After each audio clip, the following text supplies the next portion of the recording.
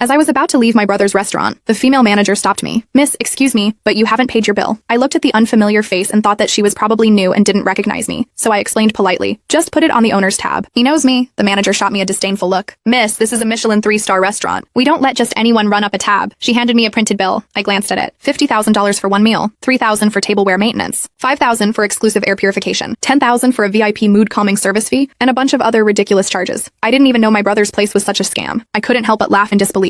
I'm the owner's sister. If there's a problem, tell him to talk to me at home. But she just wouldn't drop it. If you can't afford it, stop acting like you can. And don't act like you know Mr. Dennis either. I fired off a quick text to my secretary. "Tell my brother to either fire this manager or I'm pulling my investment." "Miss, stop wasting everyone's time and just pay your bill." The manager's tone was sharp and condescending, as if she were already sure I was trying to score a free meal. A few curious glances came from the people around us. I frowned, not wanting to waste my time on something this ridiculous. I took out my phone to call my younger brother, Dennis White. All I got was a busy signal. I tried again, but still nothing. It was a work day. What could that brat possibly be doing? I put my phone away and looked at the pushy woman right in the eye as I repeated myself, word for word. I'll say it one more time. "My name is Teresa White. I'm Dennis's older sister. If you can't reach him, just check his account. My photo and information are all linked to his card." I thought that was the most direct and effective way to settle things. However, upon hearing my name, the manager didn't even bother to check. Instead, she burst into a loud laugh, drawing even more attention our way. She leaned in suddenly, lowering her voice so that only the two of us could hear. "Still playing pretend? I've seen your face on my hubby Dennis's social media. You're just a shameless witch sneaking around with my man. And now you have the nerve to show up here and try to put your meal on his tab? How thick-skinned are you?" For a moment, I was stunned. I glanced at her name tag, Jessica Thompson. I could only feel speechless at all of this. So, this was Dennis's so-called secret girlfriend, the one he wouldn't even show me a photo of. How could Dennis have such terrible taste? I see. This outrageous $50,000 bill wasn't some kind of misunderstanding. It was a setup, planned all along just to humiliate me. Before I could say another word, she had lost her patience. "If this lady wants to dine and dash, we'll just have to detain her and wait for the police." She waved her hand, and two brawny security guards who had been waiting nearby immediately stepped forward. One clamped a hand tightly over my mouth, while the other twisted my arms behind my back like I was a criminal. I struggled, but it was hopeless due to the difference in strength. Ignoring my furious glare and the shocked looks from the other guests, they dragged me roughly toward the kitchen. They then dumped me into a storage room that reeked of disinfectants and leftover food. The door slammed shut, cutting me off from all light and sound outside. In the darkness, the manager, Jessica, didn't say a word. She simply lifted her foot that was clad in a high heel and kicked me hard in the stomach. The pain was so intense that I curled up on the floor, my stomach churning. "Spending my man's money, huh? Trying to seduce him?" She screamed, her voice tinted by jealousy and rage. Standing over me, she ordered the two guards and said, "Beat her up and don't hold back." The two security guards were clearly on her side. Without the slightest hesitation, they started to punch and kick me. I clenched my teeth, keeping inside every cry and groan. It felt like my bones were breaking and my innards were scrambling. Jessica kept screaming, "Who do you think you are? You're nothing but a leech. I told you I'm his sister. If you don't believe me, ask Dennis yourself. Call him right now and I'll speak to him." I tried to explain, but she didn't care at all. She only raised her hand and stopped the assault when I grew dizzy and everything started spinning.